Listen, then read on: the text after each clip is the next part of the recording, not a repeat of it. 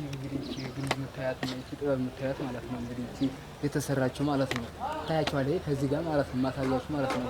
እንግዲህ ጎንደር ጥበብ እንግዲህ በጥበብ አንደኛ ነው ጎንደር።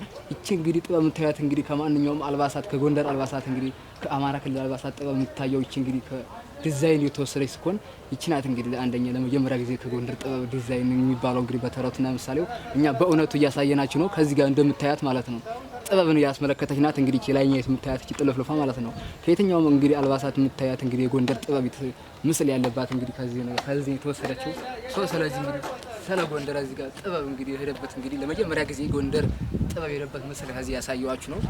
እንግዲህ እዚህ ጋር ስትመጡ ደግሞ እቺ ነገር አይታችሁ እንግዲህ ለጎንደር ደግሞ በጣም አስደናቂና አስገራሚ የሆነችው ጥበብ የሄደችበት እንግዲህ ጎንደር ላይ ከዚህ ላይ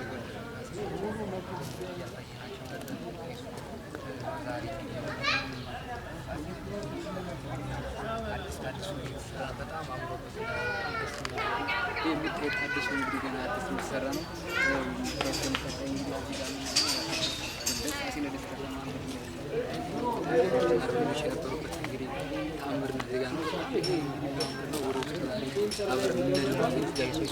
ተከተሉ እስኪ እንሂድ ዛሬ እንሄዳለን።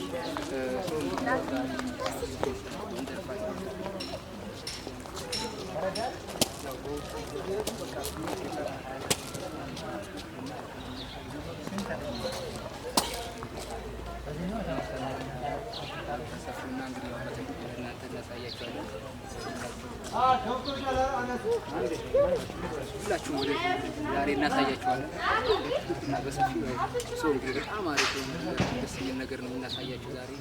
ጎንደር ፋሲለደስ ጎንደር ላይ የሚጠራው ለእናንተ የምታውቁት እንግዲህ በጣም የሚያምርና ውብ የሆነ ነገር ነው ለእናንተ ልናሳያችሁ እንግዲህ የመጣ ነው።